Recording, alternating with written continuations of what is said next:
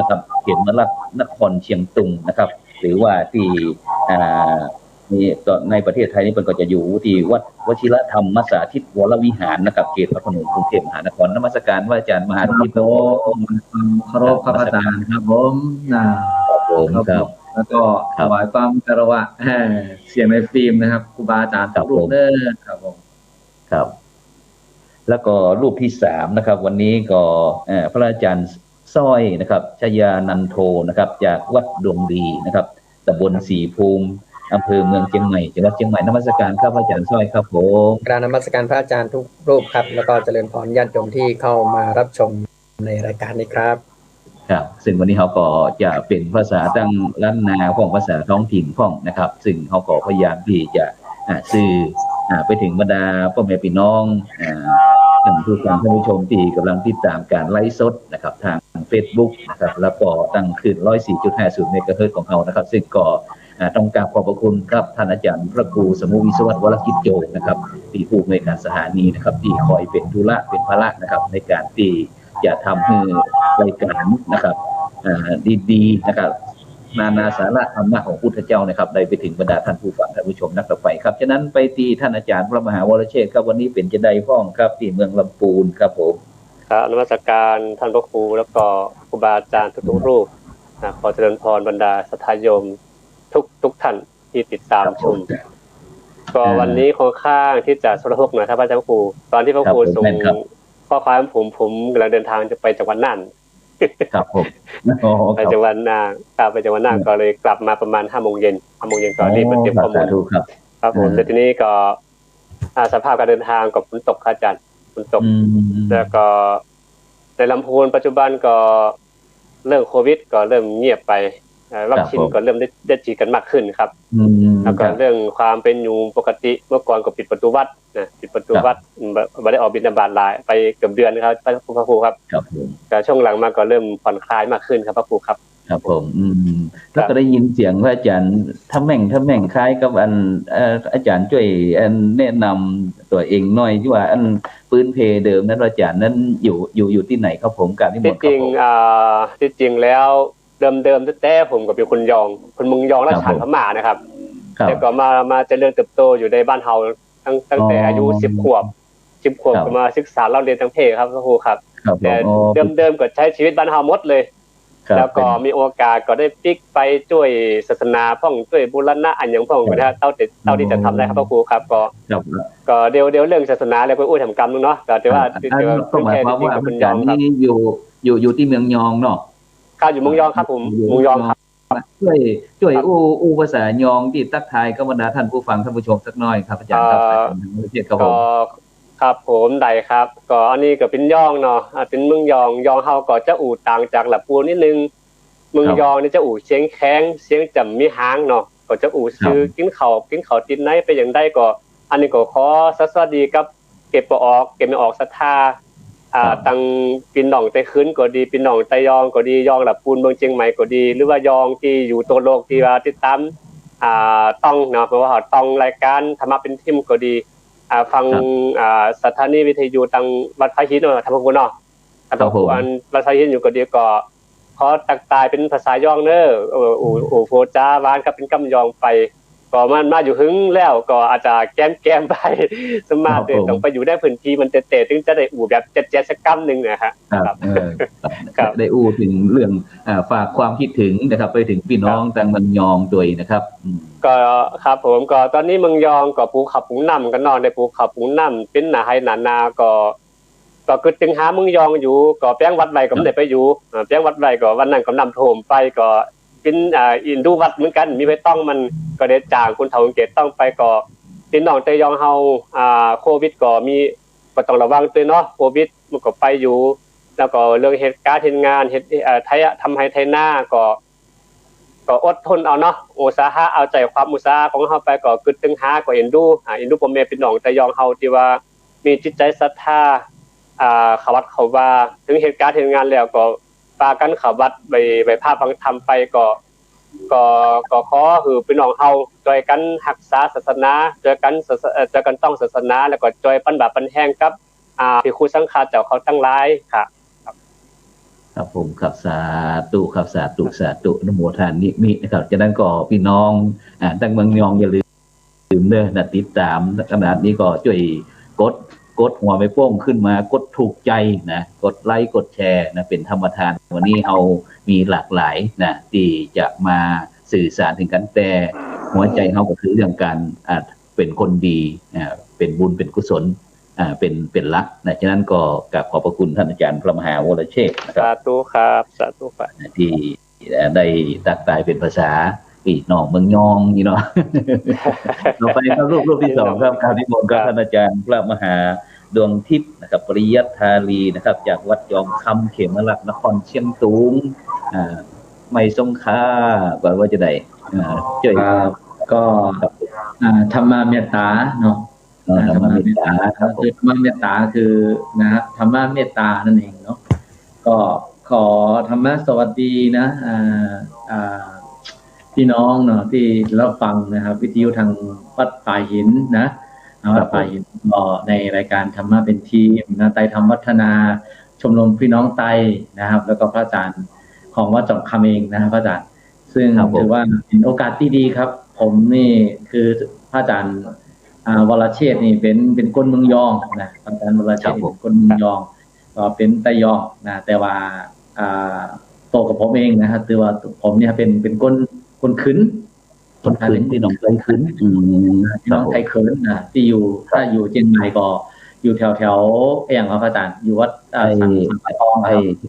ครับกับหลายที่ครับที่อัน อยู่แถวที่อันการหลวงก็มีนะครับที่ทำเป็นด้านเครื่องขืนเขานั่นนะใช่ครับเครื่องขืนนะครับเพราะฉะนั้นก็ขืนไตขืนนะหรือว่าพี่น้องไตที่อยู่เชียงตุงเนี่ยนะเพราะฉะนั้นก็เอาที่มาอู้กันเรื่องศาสนาเนาะศาสนานี่คือไม่ว่าจะเป็นคนชาติพันธุ์ไหนนะมาเป็นคนขึ้นคนยองคนลือคนเมืองคนอีสานคนลาวคนแขคนจะปานเนาะคนอะไรก็มันก็เป็นคือว่ามีพุทธเจ้าเป็นติปึงเหมือนกันค่ะนี่ก็คืออันรอบแรกก็ที่ไหวซ้าแล้วก็อันไหวซ้าถะไหวซ้าค่ะอีกรอบแรกผสมผสานหมดเลยครับเนี่ยก็เดี๋ยวว่าครับผสมผสานไปครับวันนี้เก่งโหแข่งงานกันยอดครับผมคือกำลังใจพี่น้องทางเมืองเชียงตุงสักหน่อยหนึ่งตอนนี้ก็ฝนตกรู้สึกว่าปลูกข้าวปลูกนากันเรียบร้อยครับอาจารย์มหาหลวงทิพย์ครับผมครับใช่ครับช่วงนี้ก็เชียงตุงเฮาก็มันเป็นจะได้ก็คือการบ้านกลางเมืองก็ยังชุกซักอยู่นะครับเราประจานแล้วก็คือแต่ว่าเฮาดีครับที่มีพุทธศาสนาเนี่ยเป็นเครื่องช่วยที่เรามีแห่งใจพระอาจารย์ถ้าว่ามีพุทธศาสนานี่เฮาก็ค่อนข้างที่จะยากครับอาจารย์ครับซึ่งเป็นศูนย์รวมใจนะครับคือพี่น้องพุทธศาสนิกชนทั้งโลกนะครับได้มีโอกาสได้ใจพระพุทธศาสนาเป็นศูนย์รวมใจของหมู่เฮานะครับฉะนั้นก็บอกว่าจะเป็นภาษาไหนอยู่ที่ไหนมองไหนไหนนะครับ ก็สามารถเป็นเพื่อนมนุษย์ที่ปรารถนาดีด้วยกันนะครับฉะนั้นไปรูปที่3ครับไปรูปที่3นั้นพระอาจารย์สร้อยนะครับชยานันโทนะครับจากวัดดวงดีตำบลสีภูมิอำเภอเมืองเชียงใหม่จังหวัดเชียงใหม่นมัสการอาจารย์ครับด้วยครับกราบนมัสการพระอาจารย์กราบนมัสการพระอาจารย์ทุกรูปอีกครั้งครับแล้วก็ขอสวัสดีพระอาจารย์ทุกท่านที่เข้ามารับชมทางผ่านทางเพจต่างๆครับแล้วก็เจริญและท่านก็พูดภาษาบ้านกันผมพูดภาษาดาราอ่างเลยทุกท่านจะฟังรู้เรื่องไหมพูดนิดหน่อยก็ดีครับก็คุยทักทายกับพี่น้องปลาอ่างสักหน่อยหนึ่งภาษาดาราอ่างก็เป็นพระดารานะครับอาจารย์พระดาราหมดเลยครับแล้วก็ช่วยแปลเอาครับกันโดยอสังขะยออาหารเกตาลึกทุมทับเดราไลฟ์สดออนไลน์นี่จอนั่นมาเจอนั่นซอยต่อแกวดียังแม่กว่านาเมืองไทยดีกว่านามาบิดปวดทุมทำเดรานะมาเด็กช่วยกดไลค์กดแชร์แต่ยันทับนะแต่ยันแต่เยอะแล้วก็ทัวร์มาเยอะโมมุขนันดาระกว่านาเมืองไทยเติร์ละขมวลแล้วก็กรอบอย่างเงี้ยหลักกรอบอีประเพณีวัฒนธรรมการศาสนาอย่างนี้แล้วก็เราเมื่อจอขนาดเกณฑ์หน้าเมืองยองจอขนาดเกณฑ์หน้าเมืองลาวเมืองแท้การเมืองดาราอ่างนี่ไอ้บอกเพื่อนที่เยอะกว่าน้ำหอมไอ้บอกเพื่อนที่ทุ่มครับที่พูดไปเมื่อกี้ก็เป็นภาษาดาราก็ลองแปลให้ฟังก็กลับต้นก็เป็นการนมัสการไม่รู้เลยครับก็บอกว่าการนมัสการพระอาจารย์ถวายความเคารพพระอาจารย์ที่อยู่ รับชมได้ฟังธรรมะจากหลากหลายประเทศเนี่ยก็จะมีทั้งเมืองยองแล้วก็ประเทศลาวแล้วก็ไทยแล้วก็ส่วนตัวผมเองก็มาเป็นตัวแทนพระดาราอ่างครับก็ฝากกดไลค์กดแชร์เพื่อเป็นสะพานบุญเป็นกำลังใจให้ทุกท่านที่กำลังรับฟังเป็นกำลังใจให้กันและกันครับให้เป็นเบื้องต้นครับอาจารย์ครับแล้วอาจารย์ซ้อยแล้วปละอ่างที่เขาจะถ้าจะอู้ฮือกับบรรดาพี่น้องบรรดาท่านผู้ฟังท่านผู้ชมเนี่ยว่าปละอ่างในพื้นที่นี้ของเขานี่จะอยู่ที่บริเวณใดก็อยู่เขตติดต่อครับผมก็ดาราอ่างในส่วนหลักๆนะครับก็จะอยู่ที่ประเทศเมียนมาในรัฐฉานครับก็จะเป็นส่วนมากแต่ถ้าแล้วก็จะมีในประเทศจีนครับก็กระจายในประเทศจีนแล้วก็ในประเทศไทยถ้าประเทศไทยนี่ก็อาศัยอยู่หลักๆใหญ่ๆก็ที่อยู่ที่อำเภอฝางอย่างเช่นบ้านโนนแลโดยอ่างขางนะครับถ้าใครเคยไปเที่ยวนะครับก็จะเห็นแล้วก็ครับแล้วก็ที่อำเภอแม่อายแล้วก็เชียงดาวแล้วก็เชียงรายครับอาจารย์แล้วก็จากนั้นก็จะกระจายอยู่ในประเทศไทยแล้วก็ต่างประเทศก็จะมีสิงคโปร์อันนี้ก็จะมีกลุ่มดาราอ่างเนี่ยก็จะเป็นกลุ่มหลักๆที่อยู่ในประเทศไทยนะครับอาจารย์ก็จะมีกลุ่มดาราอ่างแดงแล้วก็กลุ่มดาราอ่างดำอย่างกระผมเนี่ยครับอาจารย์ญาติโยมก็เป็นดาราอ่างดำครับไม่ใช่ดูได้สีผิวนะครับอาจารย์อ๋อนึกว่าถ้าคนดำก็ว่าเป็นปลาอ่างดำถ้าคนขาวปลาอ่างขาวอยู่นะดาราอ่างแดงก็จะสีแดงอันนี้ไม่ใช่ครับอาจารย์อันนี้ก็คือก็จะดูในประเพณีการแต่งชุดครับก็คือการแต่งกายก็โดยเฉพาะอย่างผู้หญิงนะครับก็จะมีผ้าสีใส่ผ้าสิ้นสีแดงครับแล้วก็ชุดการแต่งกายก็จะเป็นสีแดงแล้วก็ถ้าเป็นดาราอ่างดำเนี่ยชุดการแต่งกายก็จะเป็นสีดำก็ออกเป็นสีดำครับแล้วก็การปละอ่างพี่น้องปละอ่างนี่ส่วนมากนี่จะประกอบอาชีพอย่างครับเรื่องการดำเนินชีวิตนะครับการประกอบอาชีพอย่างของครับถ้าพูดในประเทศไทยเนี่ยส่วนมากเนี่ยก็จะเป็นทำงานอาชีพรับจ้างทั่วไปครับอย่างแต่ถ้าเป็นที่โดยอ่างขางหรือนอนแลเนี่ยก็จะเป็นทำงานอาชีพแบบก็จะมีส่วนเป็นของตัวเองเช่นทำไร่ชาการเกษตรครับชาปลูกชาครับแล้วก็ลำพวกนี้ครับอะโวคาโดบัวหิมะที่เราเคยกินกันนะครับอ๋อครับบัวหิมะครับผมแล้วก็จุดเด่นของพี่น้องอันปละอ่างนี่อาจจะมีจุดเด่นจะใดอันที่เขาจะสังเกตได้ง่ายๆเนี่ยหรือว่าวิถีชีวิตการดำเนินชีวิตกันหรือว่าจะใดนะครับที่ว่าเขาพอปุ๊บนี่อันอย่างหมู่ผมหันนี่เนาะหรือว่าบรรดาท่านผู้ฟังท่านผู้ชมหันเนี่ยอยากรู้ว่าอ๋อนี่เป็นปละอ่างเนี่ยครับอย่างนี้จะใดครับจุดเด่นอันดับหนึ่งครับที่เราสามารถถ้าเราไปอยู่ในพื้นที่หรือเนี่ยเห็นก็คือหนึ่งชุดการแต่งกายครับเราจะเห็นชุดก็คือจะมีความแตกต่างแล้วก็มีความแตกต่างแล้วก็โดดเด่นจากกลุ่มชาติพันธุ์อื่นๆก็ทางก็จะคือใส่ชุดดาราอ่างครับแต่ถ้าเป็นพูดถึงคนรุ่นใหม่เนี่ยคนรุ่นใหม่ๆเนี่ยเราไม่ค่อยที่จะได้เห็นครับอาจารย์ถ้าเราไปอยู่ในคนในชุมชนแล้วเราไปเห็นว่าเนี่ยชุดดาราอ่างนะครับอันนี้คืออันดับหนึ่งก็คือชุดแล้วก็คือประเพณีวัฒนธรรมก็จะมีประเพณีวัฒนธรรมเป็นของตัวเองมีจะได้พ้องกับประเพณีเท่าส่วนมากที่จะประเพณีวัฒนก็เช่นประเพณีวัฒนธรรมของตนเองเนี่ยครับก็อย่างสมมุติว่าที่จะถึงเนี่ยครับเข้าพรรษาครับอาจารย์เข้าพรรษาเนี่ยเขาจะมีประเพณีเวลาหลักก็คือปิดประตูเมืองหรือปิดประตูหมู่บ้านครับเนี่ยก็คือปิดประตูหมู่บ้านเนี่ยก็คือช่วงเข้าพรรษาเนี่ยห้ามมีการแต่งงานเนี่ยเขาเรียกว่าปิดประตูหมู่บ้านเลยว่าคือเนี่ยช่วงนั้นหนุ่มสาวก็จีบกันได้อยู่ไปทำบุญด้วยกันไปวัดไปวาเนี่ยไปได้แต่ห้ามจีบห้ามแต่งงานกันครับห้ามมีเล่นชู้ก็จะมีการห้ามมีข้อกฎบังคับนู่นนี่ห้ามดื่มเหล้าเมายาในช่วงวันพระวันศีลอย่างวันพระวันศีลใหญ่คุณก็ต้องมารวมกันที่บ้านคนใดคนหนึ่งครับมาเพื่อที่มารวมกันทำต้นทำเครื่องครัวถวายทายทานว่าพูกเนี่ยวันพระเราจะไปทำบุญแล้วก็ทำต้นนี่หมายถึงต้นอะไรอย่างต้นเงินค่ะอาจารย์ก็คือทำต้นเนี่ยต้นเงินอย่างคือต้นผ้าป่าเนี่ยครับอาจารย์เป็นถ้าเป็นคนเมืองนี่อู้ง่ายกว่าต้นเงินกับต้นผ้าป่าจะไม่เป็นต้นกับต้นผ้าป่าก็คือเปิ้นจะตกกันเป็นบ้านเป็นป๊อกเป็นป๊อกเป็นป๊อกเนี่ยครับแล้วก็อีกประเพณีหนึ่งที่จุดเด่นครับอาจารย์ช่วงเข้าพรรษาเนี่ยก็คือเด็กกลุ่มเยาวชนเนี่ยครับก็จะพากันไปเป็นกลุ่มเพื่อที่จะไปดำหัวคนเฒ่าคนแก่พ่อแม่แล้วก็บอกว่าขอให้พ่อแม่เนี่ยจำพรรษาอยู่ในช่วงฤดู3 เดือนนะครับให้ครบไตรมาสก็คือจะมีการดำหัวนะครับเด็กๆก็จะพากันไปที่วัดไปถวายอาหารให้นะก็คือประเพณีหลักๆเนี่ยที่คือหลักๆถ้าเราจะเห็นเนี่ยก็คือวันพระใหญ่ ครับ วันพระใหญ่ช่วงเข้าพรรษานะครับอาจารย์เราก็คิดว่าเราจะได้ติดตามชมกันได้ โอเคครับเดี๋ยวพูดหนึ่งเขาจะกลับมาตอนที่2เดี๋ยวเขาจะกลับมาเรื่องว่าเกี่ยวกับพระพุทธศาสนาตอนนี้เขาไปที่ท่านอาจารย์พระมหาวรเชษฐ์ก่อนนะครับเนาะว่าถึงพี่น้องเมืองยองว่าอันนี้มีวิธีการดำเนินชีวิตจะใดเนาะแล้วก็มีไอ้จุดเด่นในการที่เขาจะรู้ว่าพี่น้องบางคนนี้เป็นคนยองจะใดครับการนิมนต์ท่านอาจารย์มหาวรเชษฐ์เลยครับสาธุครับก็จริงๆแล้วเมืองยองนี่นะอู้เมืองเนาะอาจารย์เนาะครับอู้เมืองเลยครับที่จริงเมืองยองก็วัฒนธรรมประเพณีพื้นจริงๆก็คือพุทธศาสนาพระครูพุทธศาสนานี่ถือว่าตั้งแต่เล็กจนโตเนี่ยพ่อแม่จะสืบซับจากพ่อแม่คุณเฒ่าคนแก่ที่ช่วยชักจูงเข้าไปในวัดซึ่งถ้าย้อนไปสมัยอดีตจริงๆในวัดท่านพระครูค่ะคือการจะใส่เกิบเข้าวัดจะแบบมีเลยเกิบนี่ขยายหน่อยนึงรองเท้าค่ะรองเท้าถ้าภาษาไทยก็รองเท้ารองเท้าครับแต่เขาห้องเกิบแต่ถ้าภาษาถ้าย้อนแต่ก็ห้องแคปไงแคปจะบัตรซุปแคปเข้าวัดนะบัตรซุปแคปเข้าวัดแล้วก็จะมีกวักมาคือกระโถนเขานี่นะแต่ว่าเพิ่นจะใจไม้ไผ่ครับท่านพระครูใจไม้ไผ่ถากเป็นสี่เหลี่ยมๆแล้วก็ห้อยของไข่ของมันไป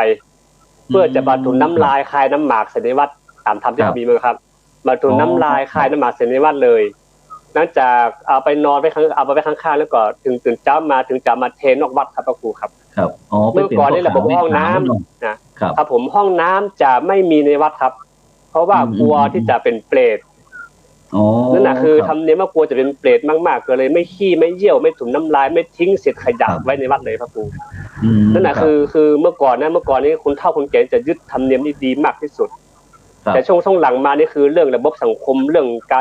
รพัฒนาเปลี่ยนแปลงไปนี่ก็คงจะมีการคลี่คลายไปบ้างหลักในการจริงๆแล้วสังเกตได้ง่ายคือว่าเด็กๆจะศึกษาพุทธศาสนาจากคนใกล้ชิดแต่ธรรมเนียมนิยมของเราจริงๆก็คือว่าผู้ชายนิยมบวชมากๆเลยนิยมบวชคือถ้าใครไม่บวชเนี่ยจะอ่านหนังสือไม่ได้เลยครับท่านพระครู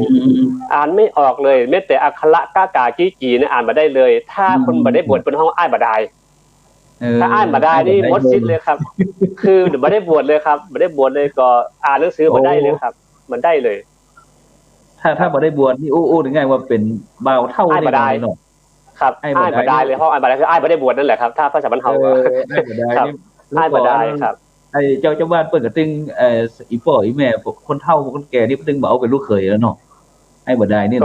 ก็ต้องแยงดูครับพระครูต้องแยงดูต้องสังกาดูว่า1ความขยันหมั่นเพียรของเขามีขนาดไหนความรับผิดชอบขนาดไหนก็ต้องดูแถมกรรม1แล้วก็ถ้าสมมุติว่าอดีตจริงๆแล้วดูหมู่ไม่ยากไม่ยิงนี่อ่านหนังสือบ่ได้เลยครับพระครูอ่านหนังสือบ่ได้เลยครับ100เกือบ190อ่ะ199.99ด้วยซ้ำไปที่อ่านหนังสือออกนะแต่พอช่วงหลังมานี่ก็ค่อนข้างที่จะการศึกษาพื้นฐานของรัฐเข้าไปแต่ว่าดีอย่างหนึ่งคือว่าความยึดมั่นในพุทธศาสนาของเราเนี่ยถึงแม้ว่าอ่านบ่ได้อ่านบ่ออกท่องบ่เป็นก็ต้องเพื่อด้วยขยันขยอนกรรมพรรษานี่แหละกรรมพรรษาก็จะขอคุณเฒ่าคนแก่ที่เปิ้นฮู้เนี่ยช่วยสอนอาหารสมาสัมพุทโธให้หน่อยเพื่ออยากรู้เพื่ออยากไว้เป็นหรือปิ๊กมาบ้านก็ต้องขอผัวตัวเก่าเนาะผัวตัวเก่านี่ช่วยสอนเรื่องกรรมช่วยสอนเรื่องควายหน่อยควายคือมาถึงตัวเฮานี่นะซึ่งคำสรรพนามเนี่ยท่านพระครูก็คือว่าถ้าเป็นสาวจะใช้คำว่าตัวเอแล้วก็ถ้าแต่งงานแล้วจะฮ้องว่าควายจะพัฒนาอีกรูปแบบหนึ่งครับควายก็คือมาถึงตัวแทนของตัวไม่ยิงเนาะคือเป็นอายุน้อยกว่าก็คือให้ความเคารพเนี่ยนะอันนี้คือวิธีการที่ถ่ายทอดสืบทอดของระบบมุงยองแล้วก็สังฆะของเฮานี่มันที่คือหน้าที่หลักๆของสังฆะคือสอนเฉพาะพระเนรสอนเฉพาะขโยมเข้าไปขโยมพระเนรถึงต้องบวชแล้วก็สอนท่องสวดมนต์สวดมนต์เราท่องไปเรื่อยๆครับท่องไปจนกว่าจะจบเรื่องทำสูตรแล้วก็หลังจากที่ศึกษาแล้วขอถามหน่อยครับอาจารย์ครับผมถ้าสมมติว่าถ้าเหมือนเขาว่ายังผมเป็นละอ่อนผมอยากจะเป็นขโยมเนี่ยจะได้ครับไปอยู่กับวัดเนี่ยครับเป็นขโยมวัดเนี่ยก็แรกๆก็ต้องขออนุญาตพ่อแม่ก่อนครับขออนุญาตพ่อแม่ก่อนแล้วก็ถามเพื่อนฝูงไปตัวว่าเพื่อนฝูงคือ เขาก็ถามว่ามึงจะไปเหรอมึงจะไปเป็นขโยมก่อนนะมึงจะเป็นขโยมกันมึงไปไม่ไปเนาะถามมันก่อนคือถามคุณกระชิดก่อนแต่เขาก็ไปนะเนี่ยเขาจะไปเป็นขโยมที่นี่นะหลังจากที่เราอู่กันตกลงกันได้แล้วแต่แกมละตกลงกันได้เรียบร้อยแล้วปุ๊บก็คือจะไปขอถามพ่อแม่ก่อนพ่อแม่ก็จะถามว่ามันเนี่ยคือเดี๋ยวจะหน่อยอยู่มั้งใดกล้าไปอยู่กับพระปิโลคำใดเนี่ยก็ถามถ้าสมมติว่าเราถามว่าอันทั้งใดอยู่ทั้งใดไปสั่งอดทนเอาถ้าแล้วถ้าสมมติว่าเราอยู่ได้ก็เขาปิ๊กออกมาก็เขาฮ้อมว่าขยมหาดครับแม่นขยมหาดก็ปิ๊กมาก็ปีนั้นก็หาดไปก็เริ่มได้บวชที่นาคือแล้วสมมติว่าถ้าเป็นขยมหาดนี้เปิ้นจะมีการตำหนิหรือว่าจะได้ผมก็ครับกับคนนั้นเนี่ยครับความตำหนิจะบ่มีมากกว่าแต่ว่าได้คำว่านิยามคำว่าหาดปิ๊กมาไอ้ตัวนี้แหละคือว่าขยมหาดก็คือคล้ายๆว่าเป็นคุณเป็นคำตำหนินะครับพระครูเป็นคำตำหนิเป็นคนเชิงดูถูกดูแคลนเป็นนั่นนะฮะอันนี้คือขยมหาดนี่นะครับผมแต่บ่นักเนาะบ่ถึงแต่บ่นักก็ได้ครับบ่นักก็ได้ครับแต่ปีต่อไปก็ไปตั้งใจใหม่ครับแย่เนาะเป็นครับผมประมาณนั้นนะครับแย่เนาะครับผมครับแล้วก็ทีนี้คือถ้าครับผมครับนิมนต์เลยครับการนิมนต์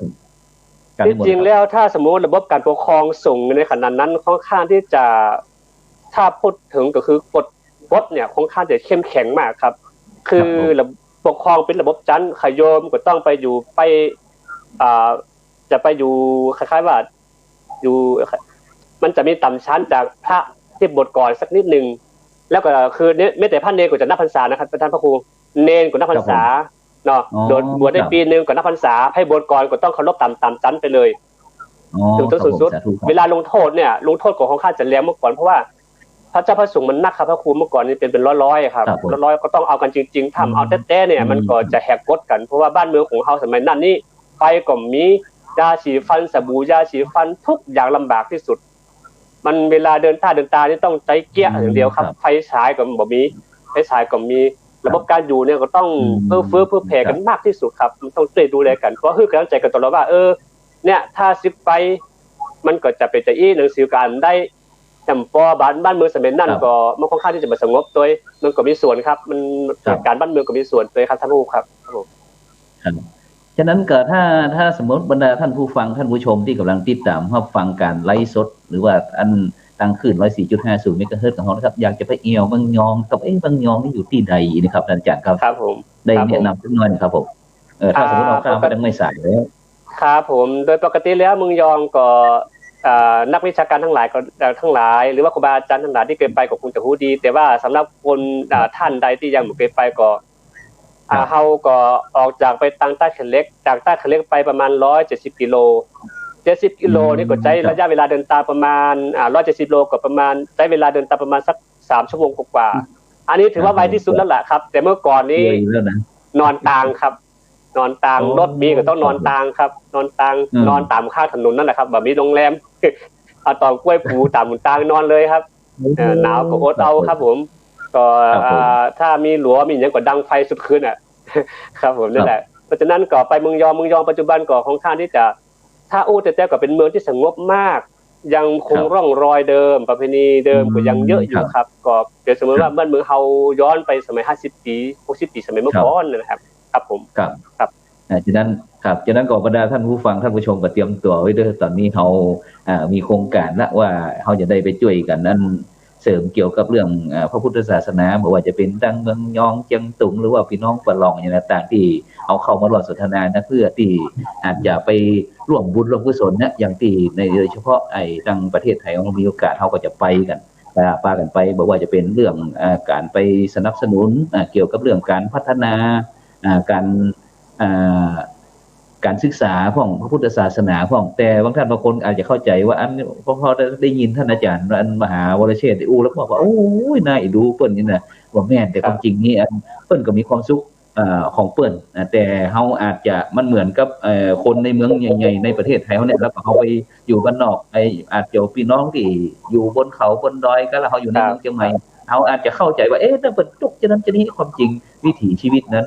มันเป็นเรื่องที่อาจารย์ว่านะว่ามันความสงบครับฉะนั้นก็คอยติดตามเด้อบรรดาท่านผู้ฟังพอออกพรรษาแล้วเขาอาจจะเพราะจริงก็ ผู้จัดเองก็ตั้งใจไว้ตั้งแต่ก่อนเข้าพรรษาแล้วหลังจากที่ไปเป็นคณะกรรมการตรวจเยี่ยมมันพระสงฆ์นักพัฒนาต้นแบบ16จังหวัดภาคเหนือแต่ก็บ่ได้ไปเจ้าเดียวเนี่ยมันติดเกี่ยวกับเรื่องโควิดนะครับเนาะฉะนั้นไปที่ท่านอาจารย์พระมหาดวงทิพย์ปริยัติธารีเป็นพี่น้องไตขืนพี่น้องขืนเนาะพบปะกับบรรดาท่านผู้ฟังท่านผู้ชมว่าเนี่ยจะใดจะเอาจะถึงสังเกตปีนี้ปีคนนั้นนี่เป็นไตขืนอย่างนี้นะครับในการนิมนต์ท่านอาจารย์มหาดวงทิพย์ครับผมครับผมก็ขอโอกาสพระอาจารย์แถมกรรมนึงนะครับแล้วก็ธรรมะสวัสดีเนาะพี่น้องของเราทั้งหมดทั้งเส้นนะครับก็ถามว่าจริงๆแล้วผมพูดภาษาเหนือเนี่ยไม่ค่อยเป็นนะพระอาจารย์นะแต่ผมก็พยายามพูดนะพระอาจารย์โอ้ยนี่สุดยอดเลยครับนี่สุดยอดเลยครับครับก็คืออย่างพี่น้องชาวไทยเขินเนี่ยส่วนมากแล้วก็จะอยู่ในแถบอยู่ในเชียงตุงพระอาจารย์ครับอยู่ในเชียงตุงอยู่ในเจียงใหม่อยู่ในเจียงไฮ้นะครับแล้วก็อาจจะมีว่าปนไปอยู่แถวพวกลาวบ้างแล้วก็ไปอยู่แถว12ปันนาบ้างนะครับแต่ส่วนมากแล้วเนี่ยพี่น้องชาวเขินเนี่ยจะอยู่ในรัชฉานตะวันออกนะครับรัชฉานตะวันออกแล้วก็ในเชียงตุงเนี่ยก็จะเป็นคนที่เรียกว่าประชากรโดยส่วนมากประชากรประมาณเท่าเทียบว่าคือประมาณสัก 50% ก็จะว่าเป็นประชากรโดยส่วนมากนะครับ 50% เพราะนอกนั้นก็จะเป็นประชากรพี่น้องไทยใหญ่ไทยหลวงพี่น้องหรือพี่น้องยองพี่น้องพม่าพี่น้องจีนพี่น้องดอยพี่น้องว้าเป็นต้นนะพระอาจารย์ซึ่งพี่น้องชาวไทยเขินเนี่ยครับจะมีเครื่องอะไรเป็นเครื่องบ่งบอกนะก็จริงๆแล้วสัญลักษณ์สี่ครับกับการนิมนต์นะครับท่านอาจารย์ครับครับผมก็จะมีเรื่องของการแต่งกายพระอาจารย์การแต่งกายก็จะมีเอกลักษณ์ของไทยเขินก็คือปกติเนี่ยเขาจะมีผ้าเขียนหัวนะครับหรือว่าผ้าโพกโอนะครับเมื่อก่อนนะครับโพกหัวครับผมครับก็เหมือนดอกบัวเหมือนดอกไม้นะครับที่ใส่บนหัวนะครับแต่ว่าตอนหลังๆนี่แทบจะหายไปบ้างแล้วครับแต่ว่าถ้ามีงานใหญ่ๆก็จะมีอยู่นะครับแล้วก็จะมีเครื่องแต่งกายคำพูดก็จะเป็นคำพูดที่ว่าชาวพี่น้องเขินเนี่ยคือมันจะเขินแล้วก็อายก็เสียงจะแข็งครับอย่างสมมติว่าจะแข็งสมมติว่าคำเหนือคำเมืองว่าจะไปที่ไหนนะครับภาษาขึ้นว่าที่ไปที่ไหนมันห้วนมันฟังแล้วมันไม่ค่อยเพราะอาจารย์ครับที่ไปที่ไหนนี่นะอาจารย์คือนะครับอันนี้คือเป็นภาษาที่มันจะแข็งหน่อยภาษาแข็งเขาขึ้นแล้วสังเกตว่าภาษาแข็งเนี่ยทำให้การแต่งเพลงอาจารย์ครับการแต่งเพลงการร้องเพลงก็จะยากครับอาจารย์แต่เห็นว่าภาษาไทยใหญ่นะครับไทยหลวงพี่น้องไทยหลวงแล้วก็พี่น้องหรือ12บรรณาเนี่ยจะแต่งเพลงง่ายกว่าเพลงขืนเพราะว่าเพลงขืนมันเป็นคำที่มันแข็งครับเพราะฉะนั้นคือการที่จะเอามาลงคีย์นะอาจารย์เอามาลงคีย์ก็ยากแล้วก็จะมีพวกอาหารการกินแล้วก็ถ้าเป็นสิ้นนะอาจารย์ก็จะมีสิ้นเพราะว่าสิ้นโบกคว่ำบวงหงายนะอาจารย์เนาะโบกคว่ำบวงหงายเนี่ยจะเป็นสัญลักษณ์ที่ดีอย่างหนึ่งแล้วถามอย่างนึงก็คือว่าคนพี่น้องไทยเขินคือเป็นคนเรียกว่าผิวพรรณขาวอาจารย์ครับผิวพรรณขาวผิวพรรณเรียกว่าเป็นญี่ปุ่นญี่ปุ่นน้อยนะครับอาจารย์มันก็เหมือนคนภาคเหนือนะครับล้านนาเนี่ยนะคนเมืองเฮานี่แหละแล้วทีนี้เนี่ยคนเชียงตุงเองเนี่ยเป็นคนที่ว่ามีแบบว่ามีน้ำใจครับก็คือมันเหมือนกับคนไทยนั่นแหละครับนะคนไทยนี่ไม่ว่าจะอยู่ในแถบไหนเอเชียนี่ก็จะเหมือนกันทั้งหมดครับนะไม่ว่าจะเป็นลาวไทยรัชฉาน12ปันนาประมาณนี้นะแล้วก็อีกอย่างหนึ่งเนี่ยของไทยเขินนะครับที่จะสังเกตได้ก็คือจะมีพวกจอยเสริญซอเนี่ยอันนี้ก็เป็นเครื่องหมายอย่างหนึ่งนะครับเพราะว่าเราไปที่ไหนแล้วเนี่ยถ้าเขินนี่จะบอกคำเฮ้ยเนี่ยมันเหมือนจอยซอของภาคเหนือนะครับเหมือนถ้าเป็นดื้อก็พี่น้องเมืองยองก็ที่เป็นคับเนาะกำคับเนี่ยไอ้พวกนี้ก็คือเป็นสัญลักษณ์อย่างหนึ่งครับของพี่น้องชาวเขินแล้วพี่น้องชาวเขินนี่เป็นอีกอย่างนึงก็คือว่าเป็นคนที่ยอมคนยากอาจารย์ครับอันนี้คือมุมมองยอมก็ได้คือหมายความว่าไม่ยอมแพ้ง่ายๆครับว่าจะเจอแดดเจออะไรก็ตามแล้วก็ไม่ยอมที่จะเป็นขี้ข้าใครอาจารย์อันนี้คือถือตัวเองนะครับถือตัวเองว่าเราไม่มีครับบอกแม้ว่าจะไม่มีเงินนักครับจะไม่มีเงินนักจะไม่มีบ้านใหญ่จะว่ามีอย่างนักแต่ก็คือแต่ว่า คือเขาว่ามีความเชื่อมั่นว่าเราเนี่ยคนอื่นทำได้เราก็ทำได้นะครับ เป็นคนที่ต่อสู้ชีวิตนะพระอาจารย์ครับผมครับอ๋อครับพอใจตามมียินดีตามได้เนาะครับผมใช่ครับอุ้ยง่ายว่าแบบพอเพียงนะครับดำเนินชีวิตนะครับเนาะแต่สู้ชีวิตแล้วก็ขาดเลยคือพุทธศาสนาครับอาจารย์พุทธศาสนานี่เขาถือว่าเป็นเหมือนกับมันก็เหมือนกับใจพี่น้องยองของพระอาจารย์วรเชษฐ์นะครับครับพี่น้องยองครับมาทำวรเชษฐ์ก็คือมีขยงครับแต่ว่าตอนที่ผมเด็กๆนี่มันมีนะฮะตอนนี้นี่ค่อนข้างที่จะน้อยแล้วครับค่อนข้างที่จะน้อยถ้าเป็นตั้งจริงตุงตอนนี้เนี่ยตั้งแต่ที่พระหนุ่มนะครับอย่างเช่นอย่างพระสร้อยเนี่ยตอนนี้เขากำลังเริ่มบุกเบิกในแบบพระนักพัฒนาเนี่ยตั้งแต่ปี 2543 เป็นต้นมาจนถึงปัจจุบันนี้ก็ประมาณ20 กว่าปีนะพระอาจารย์ก็มีการพัฒนาให้เยาวชนเมื่อก่อนนี้อย่างที่พระอาจารย์วรเชษฐ์บอกว่าผู้หญิงนี่คือเป็นเรียกว่าสิทธิบอกเท่าเทียมกับผู้ชายบ่ได้เรียนหนังสือนะครับบ่มีสิทธิเท่าเทียมกับผู้ชายตอนนี้เนี่ยก็ทางเชียงคานพระสงฆ์รุ่นใหม่ก็เอาโรงเรียนพุทธศาสนาภาคฤดูร้อนนะครับพระอาจารย์แล้วก็ธรรมะนะครับธรรมะสัญจรในพวกนี้ไปพัฒนาคือความเกิดความหวงแหนเกิดความรักในพุทธศาสนาก่อนแล้วก็เป็นการรักษาซึ่งวัฒนธรรมแล้วก็ภาษาโดยพระอาจารย์ครับภาษานี่อย่างที่ว่าภาษาเชียงตุงและภาษาตัวธรรมภาษากับตัวเมืองนี่มันก็ต่างกันมากมายนะครับมันก็ต่างเดียวนะครับอาจารย์อันเนี้ยคือถ้าเราจะเห็นว่าตัวเมืองที่ล้านนาเนี่ยเนาะเชียงใหม่ลำพูนลำปางเนี่ยน่านเนี่ยค่อนข้างที่จะหายไปแล้วคนรุ่นใหม่นี่รู้น้อยลงแต่เชียงตุงนี่คือเกาะยังมีการว่าตอนนี้คือไอ้มีแต่ละอ่อนกันเขาเนี่ยสอนละอ่อนของเขาเนี่ยยังตอนนี้คืออ่าน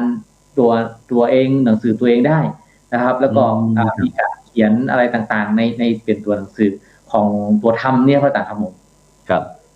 ง่ายก็หมายความว่ามีตึงภาษาแล้วก็ภาษาเขียนนะครับในปัจจุบันนี้นะครับแล้วก็โดยเฉพาะเรื่องจารีตประเพณีตะกี้อยากจะถามว่าอันอย่างพี่น้องอันไต้ขืนนี่ชอบม่วนก็สนุกสนานเนี่ยมีสาระครับอย่างนี้แม่นก็ใช่ครับคือมันเหมือนกับเป็นวัฒนธรรมที่ว่าเมื่อมีกินก็ต้องมีตาเนาะเมื่อมีตาก็ต้องมีกินประมาณนั้นนะพระอาจารย์ครับคือว่าคือการตาเนี่ยก็คือเราจะเจาะจงพระสงฆ์องค์เจ้าแล้วก็การกินก็คือให้มันสนุกสนานคือเพื่อนก็ดีคือเป็นบ้านใต้บ้านเหนือกันเป็นเซียวกันเนี่ยครับมาม่วนมาซอมาต้อยมาเสือนมาลำมาฟ้อนนะพระอาจารย์อันนี้คือเป็นวัฒนธรรมอันหนึ่งครับเป็นวัฒนธรรมอันหนึ่งที่ขาดได้ยากพระอาจารย์ครับผมครับผมตะกี้ได้ยินคำหนึ่งว่ากำว่าเซียวนะพระอาจารย์ผมได้ยินดังเซียวอีสานนี่แต่ที่นี้คำว่าเซียวที่อันพี่น้องตั้งใจขืนจังตุงเขามันหมายความว่าจะได้เป็นนั้นอายุเต่ากันกะหรือว่าเซียวในที่นี้ก็คือเป็นเพื่อนครับเป็นเพื่อนเป็นโอยก็เนี่ยครับเป็นโอยก็โอยเซียวนะครับเป็นเพื่อนครับอาจารย์ครับคือถามว่าส่วนมากก็คือเพื่อนในเซียวในที่นี้จะมีอายุบอกค่อยต่างกันครับอายุก็จะใกล้เคียงกันเป็นรุ่นเดียวกันนะครับถ้าอายุมากน้อยก็ห้องเซียวได้อยู่แต่ว่ามันบอกค่อยสนิทใจนะอาจจะพี่เซียวน้องเซียวเนี่ยแต่ว่าโดยส่วนมากก็คือเซียวนี่คือเป็นคนที่แบบบางทีมันพูดคือกินตัวกันแอลตัวกันสนุกตัวกันทุกตัวกันเนี่ยครับประมาณนี้นะครับเซียวนี่นะครับทุกด้วยกันซุกด้วยกันนี่เนาะครับผม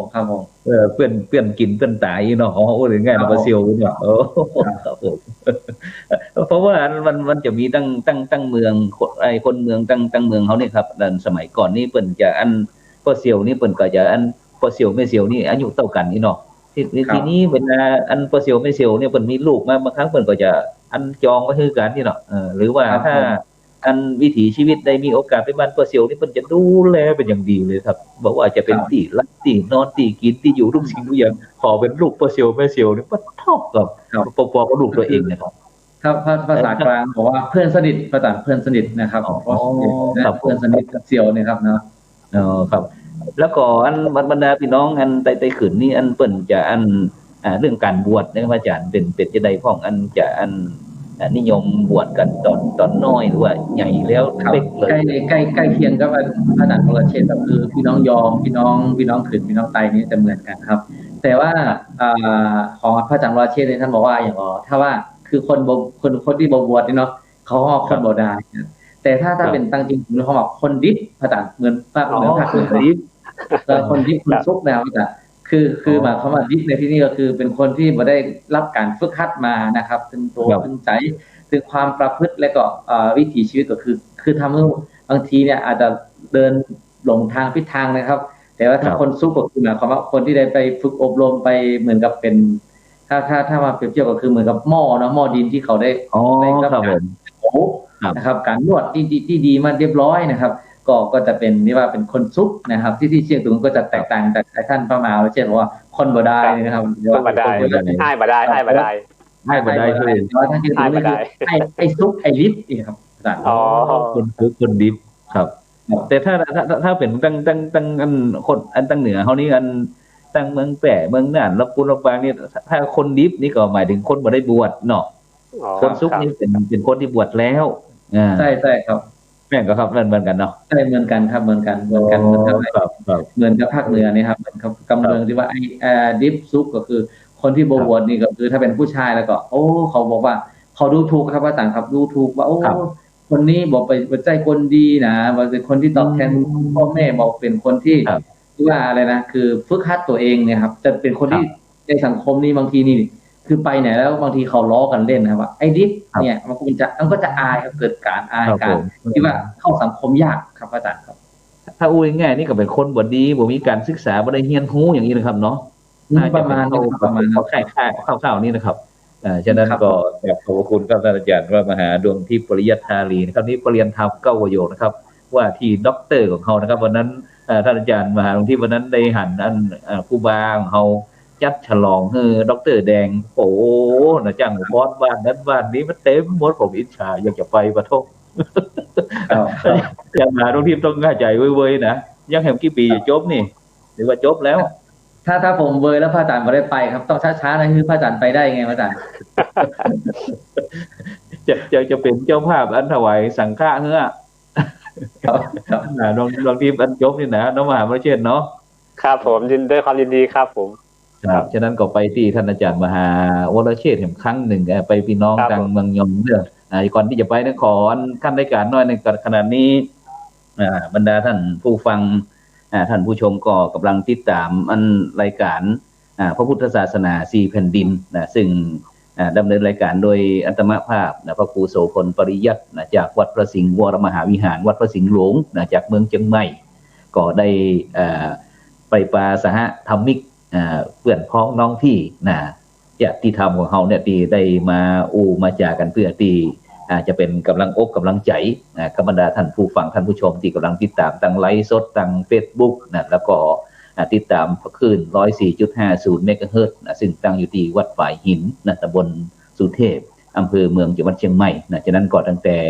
วันเสาร์นี้เป็นต้นไปทุกคืนวันเสาร์เวลา 20:00 นเป็นต้นไปจนถึงเวลาประมาณ 20:00 นแล้วก็จะไปลืม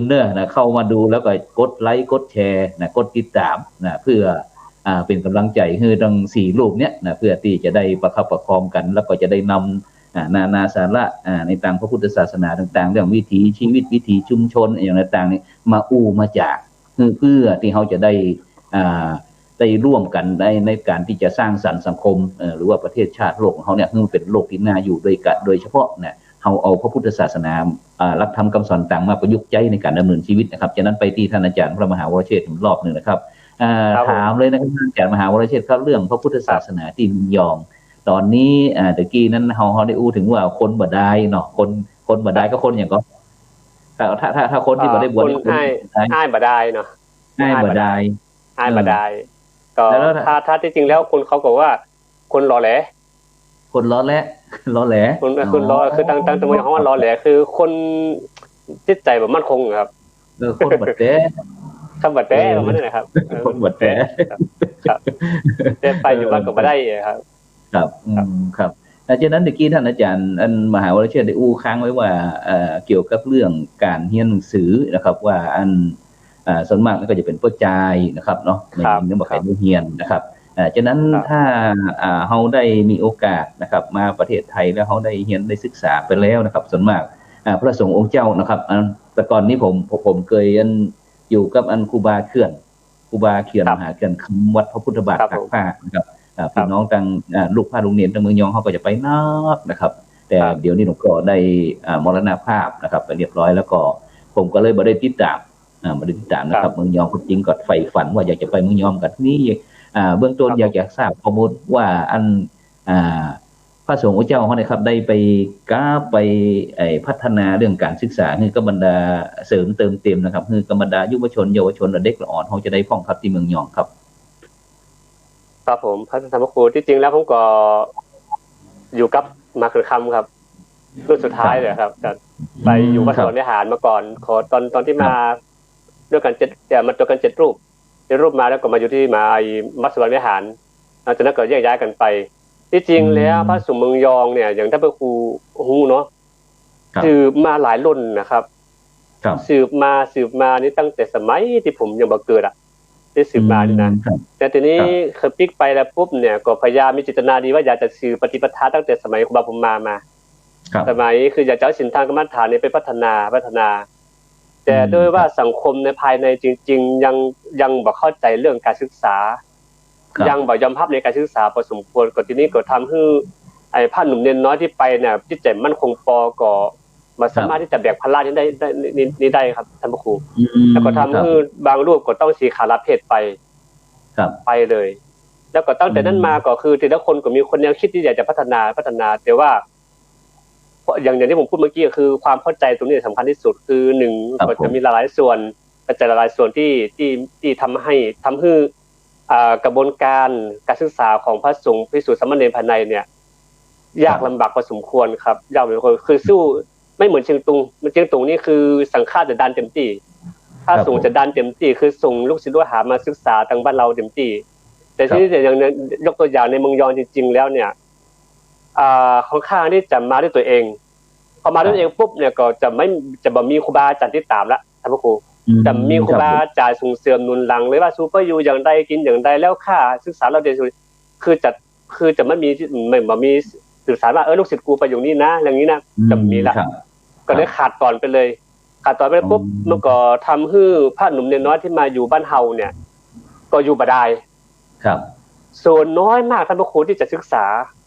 ส่วนน้อยที่สุดอันนี้ผมพูดจริงๆว่าน้อยที่สุดที่จะตั้งใจมาศึกษาเราเรียนตั้งใจแต่มาเอาความรู้แล้วนำไปพัฒนาแต่เต้าที่หูเต้าที่หันมาเนี่ยคือค่อนข้างที่จะมานั่งอยู่เฉยๆแล้วก็พลิกไปก็ไปลาชิขาซะแล้วก็องค์ความรู้ต่างๆนานาก็บ่ได้นำพลิกไปพัฒนาตัวเองเลยครับผมอันนี้คือปัญหาว่าการศึกษาในเมืองยองเนี่ยมีปัญหามากเรื่องโดยเฉพาะภายในของเรามากเพราะฉะนั้น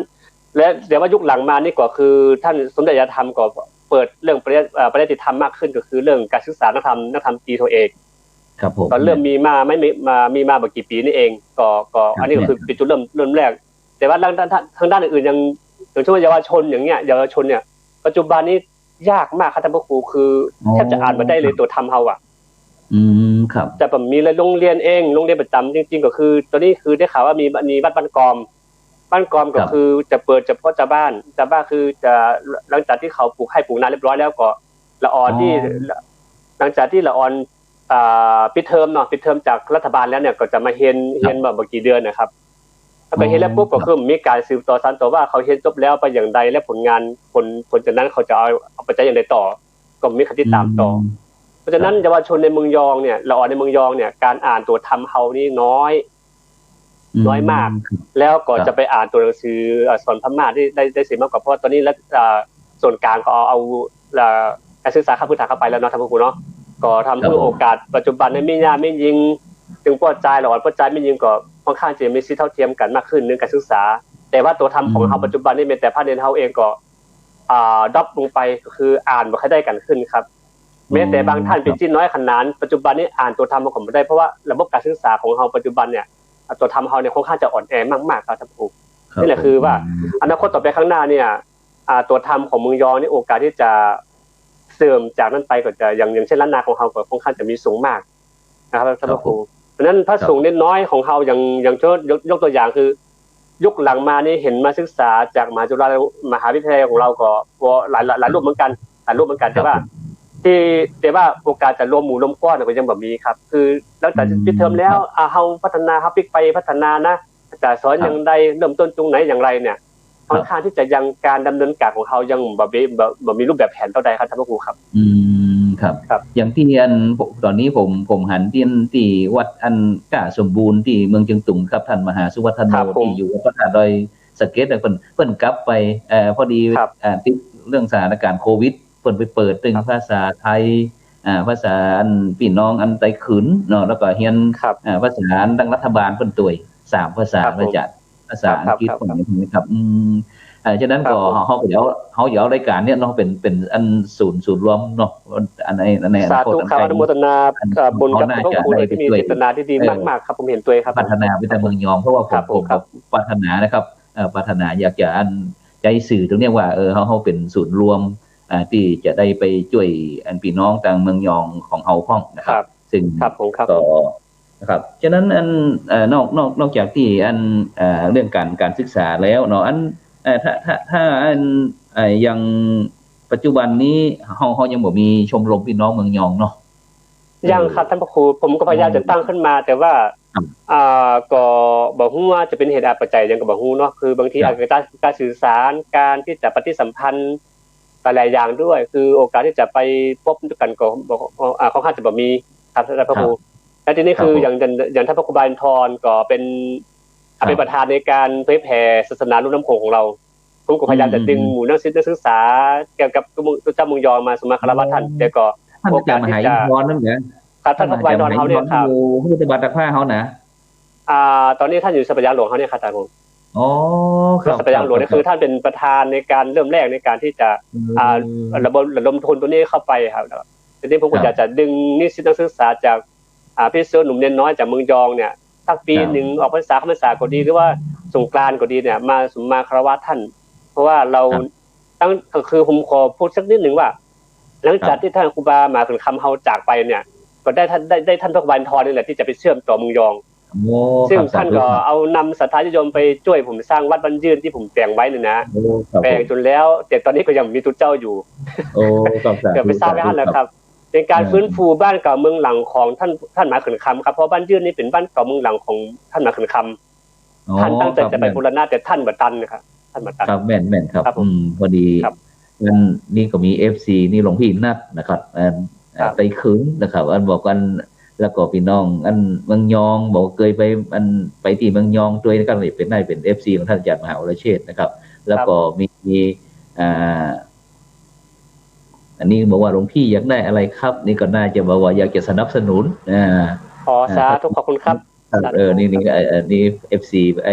เปิดได้ส่งข้อความมาทางอินบ็อกซ์นะครับนี่นะอยากได้พระสูตรไหนบ้างครับน่าจะเป็นเช่นนั้นนะนี่ก็คือนี่คือวันนี้เป็นวันแรกนะครับเนาะที่เราได้เปิดรายการพระพุทธศาสนา4แผ่นดินนะครับตั้งไลฟ์สดทาง Facebook นะครับแล้วก็ขึ้น 104.50 เมกะเฮิรตซ์นะครับก็หวังว่าบรรดาท่านผู้ฟังท่านผู้ชมที่ฟังแล้วนะครับช่วยกันกดถูกใจด้วยกดติดตามกดไลค์กดแชร์นะซึ่งยิ่งเอาแชร์ได้นักอะไรเขาก็ยิ่งได้บุญนักอันเพราะว่าด้วยความปรารถนาดีความเมตตากรุณาต่างๆเราเนี่ยที่เขาจะได้ช่วยสร้างโอกาสนะครับจากวิกฤตให้เป็นโอกาสนะครับฉะนั้นก็วันนี้ก็กำเดียวก็ได้เวลาจะหมดอีกแล้วเนี่ยนะครับตอนนี้ไปที่ท่านอาจารย์สร้อยครับอาจารย์สร้อยครับอาจารย์สร้อยน้อยหนึ่งจะหมดเวลาแล้วอูไหลวันนี้มึงชั่วโมงเดียวครับเวลาน้อยนะครับอาจารย์ผมกำลังฟังเพลินขนาดครับเป็นที่ได้ข้อมูลอาจารย์มหาวรเชษฐ์อูแล้วอันสร้อยอยากพระอาจารย์สร้อยอยากจะเสริมเติมเต็มที่ไหนพ่องก็อย่างที่พระอาจารย์อูนะครับก็ผมก็หันตัวในเรื่องการที่สนับสนุนการศึกษาครับกับการศึกษาเพราะการศึกษาในยุคปัจจุบันเนี่ยเราไม่ได้จำกัดว่าเฉพาะเป็นกลุ่มไหนนะครับโอ้โยมนี่ทักเอาโยมนี่มาคอมเมนต์น่าจะเป็น FC อาจารย์อนุโมทนาสาธุก็อย่างที่พระอาจารย์บอกว่าตะเกียครับคือการศึกษาเป็นสิ่งสำคัญแล้วก็พอการศึกษาในสังคมยุคใหม่ขึ้นมาก็การคือแล้วก็ประเพณีแล้วก็ภาษาเฮามันก็เริ่มหายไปเนี่ยแล้วก็ผมคิดว่าในที่เฮามันจะแข็งแรงเนี่ยอย่างที่พระอาจารย์ว่าอยากจะก่อตั้งชมรมหรืออยากจะก่อตั้งกลุ่มเนี่ยแต่มันก็จะมีอาจจะผมคิดว่าผมเป็นกำลังใจถวายให้พระอาจารย์ครับก็อย่างผมในครับอย่างในเชียงใหม่นะครับอาจารย์ก็มีเพื่อนสหธรรมิกที่เป็นพระนิสิตจากเมืองยองครับมาศึกษาในประเทศไทยเขาก็มามีเยอะ ก็อย่างในเชียงใหม่เนี่ยก็จะมีชมรมพี่น้องไทยใหญ่ใช่ไหมครับก็อันนี้ก็คือจุดแข่งก็คือมีการชมรมก็คือชมรมรวมพี่น้องไทยนะครับโดยก่อตั้งที่ในมจรที่เชียงใหม่เนี่ยเขาก็จะมีการสอนภาษาก็ภาษาไต้ลื้อไต้ขืนแล้วก็ภาษาธรรมแบบไต้ธรรมตัวนี้เนี่ยก็คือพระอาจารย์จากเมืองยองสอนอย่างพอพระอาจารย์ผู้พวกนี้ผมคือว่าถ้าเฮาบ่ได้มีการสืบทอดจากโดยการสืบทอดเนี่ยมันจะหายไปแต่ผมหันละผมคิดว่ามันเป็นสิ่งที่ดีจากเมื่อก่อนนะพระสงฆ์เฮาเนี่ยไปเทศไปสอนเฮาคิดว่าอันเนี้ยเป็นการเผยแพร่พุทธศาสนาแต่ในการเผยแพร่พุทธศาสนาเนี่ยก็มีหลากหลายรูปแบบก็คือเฮานำเอาประเพณีวัฒนธรรมเฮาเนี่ยไปสอนคนรุ่นหลังซึ่งเขาได้รับรู้อันนี้ก็คือการเผยแพร่พุทธศาสนาอีกรูปแบบนึงอย่างเช่นเนี่ยพระสงฆ์ท่านเนี่ยก็เอาไปสอนภาษาไต้ลื้อไต้ขืนเนี่ยอันนี้ก็เป็นการเผยแพร่พุทธศาสนาครับอาจารย์ครับผมอย่างถ้าทำไมว่าในสังคมปัจจุบันเฮาเนี่ยมันภาษาเฮาอย่างกระผมเนี่ยเป็นภาษาดาราอังนะครับก็มีภาษาพูดเป็นของตัวเก่าภาษาเขียนเป็นกับตัวเก่าแต่มันก็เริ่มหายไปเพราะมันเริ่มหายไปอย่างเพราะมันบ่ได้ใจในสังคมแต่คนมาหันสนใจเป็นภาษาที่เป็นภาษาสากลภาษาจีนภาษาฝรั่งนะครับภาษาไทยอันนี้เพราะมันได้ใจครับแต่อย่างเมื่อก่อนเนี่ยครับอย่างบ้านผมเนี่ยครับก่อนที่คุณพอมาเป็นชนบทกว่าที่คุณจะเข้าไปในเมืองปานาติปาตาเวรมณีพระเนรเฮาก่อนที่จะบวชเนี่ยครับอาจารย์จะต้องศึกษาภาษาของตัวเก่าก่อนภาษาพื้นบ้านภาษาธรรมก่อนที่คุณจะเข้าไปเรียนในเมืองเนี่ยครับพระอาจารย์ได้ยินก่อนครับครับได้ยินครับเวลาหมดพอดีเลยนะซ้อยเนาะเดี๋ยวเฮารอวันเสาร์ต่อไปเนาะเดี๋ยวนี้เฮาจะทิ้งท้ายอู้ก่อนต้องขอสุมาไฟก็บรรดาท่านผู้ฟังท่านผู้ชมเด้ออู้ก่อนม่วนไปอ้วนมาขอเวลามันเลยเพิ่นนะฉะนั้นก็ขอบคุณนะครับท่านอาจารย์พระมหาดวงทิพย์ปริยัติธารีท่านอาจารย์มหาวรเชษฐ์มหาวิโรนะครับด้วยความยินดีครับผมอาจารย์ซ้อยนะครับชยานันโทนะครับที่ได้มาเปิดรายการเฮาร่วมด้วยช่วยกันในวันนี้ครับในรายการพระพุทธศาสนา4แผ่นดินนะครับจากวันศุกร์หน้าครับท่านอาจารย์มหาดวงทิพย์เนาะวันศุกร์หน้าเฮามาปักกำจากนั้นก็ขอบคุณโมทนาซึ่งกำติกำชมกำคอมเมนต์ทุกสิ่งทุกอย่างเด้อที่เข้ามานั้นจากนั้นเพราะว่าวันนี้เวลาหมดเวลาขอนำรายการ